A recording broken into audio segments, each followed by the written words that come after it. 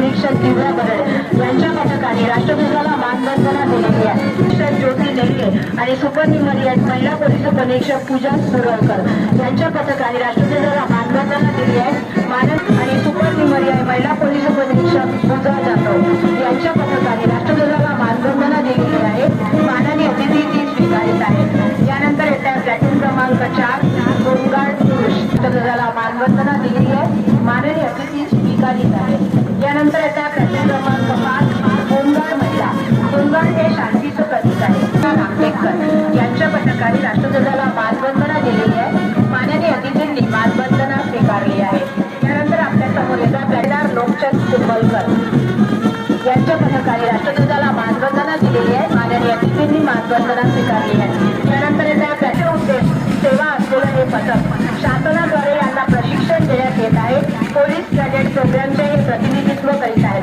Platoon commander Rishikesh नेता आणि सुपरन्युमरियट आदित्य जोशी। यानंतर येत्या प्लॅटून क्रमांक आई वडील गुरु यांचा सन्मान, नीतिमूल्ये, शिस्त, आपत्ती व्यवस्थापन, स्वच्छता इत्यादी प्रशिक्षण घेत आहेत। प्लॅटून कमांडर सुमित बिसेन आणि सुपरन्युमरियट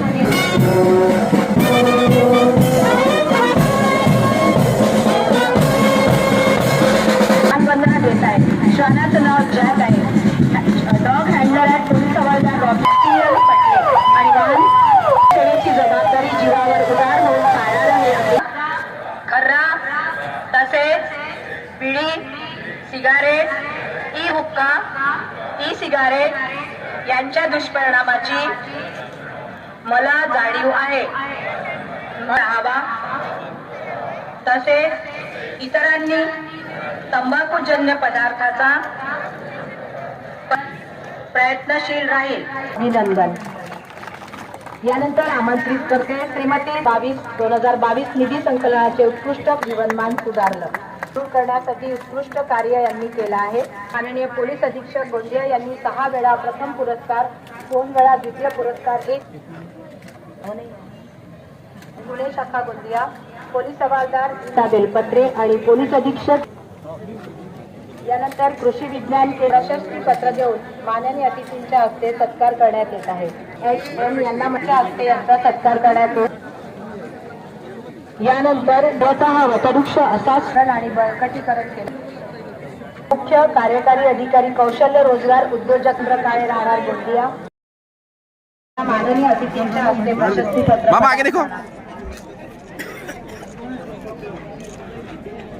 मोदी यांचं स्वप्न आहे। महाराष्ट्र सरकार हे स्वप्न पूर्ण करण्यासाठी सदैव प्रयत्नशील आहे।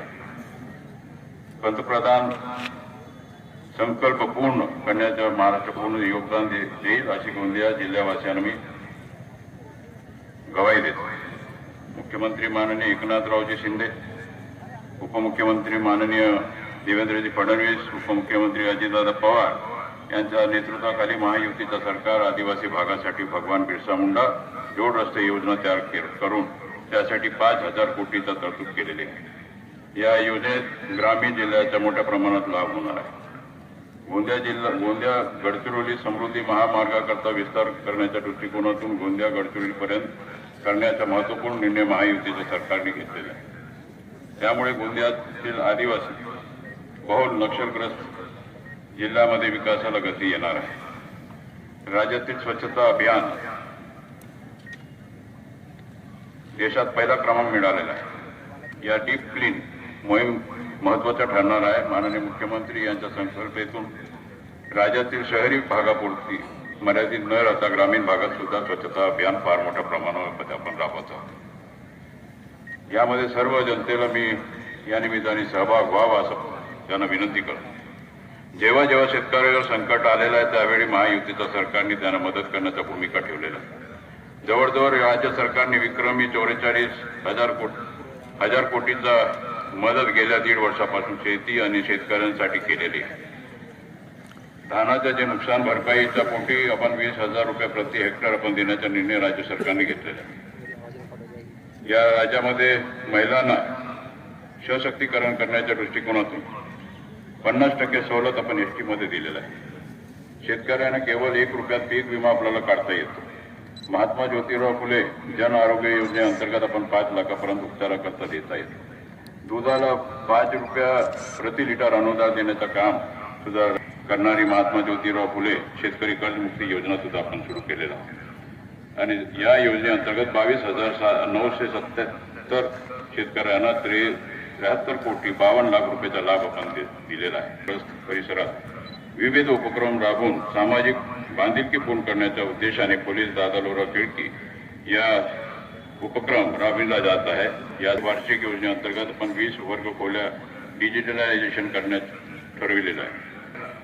देशाचे उपराष्ट्रपती आपण इथे भूमिपूजन करणार आहोत आणि हे लवकरच आपलं स्वप्न पूर्ण होणार आहे. आणि त्यामध्ये आपण 23-24 मध्ये 81,406 शेतकऱ्यांकडून 23,41,000 क्विंटल धान खरेदी आपण केलेलं आहे. करिअर घडविण्याच्या दृष्टिकोनातून मार्गदर्शन आपण करत आहोत. त्या दृष्टीने देशात अव्वल व गोंदिया जिल्हा राज्यात प्रथम राहायला पाहिजे या दृष्टिकोनातून सगळं कामाला लागूया अशा प्रकारचा सर्व जनतेला मी अपेक्षा करतो.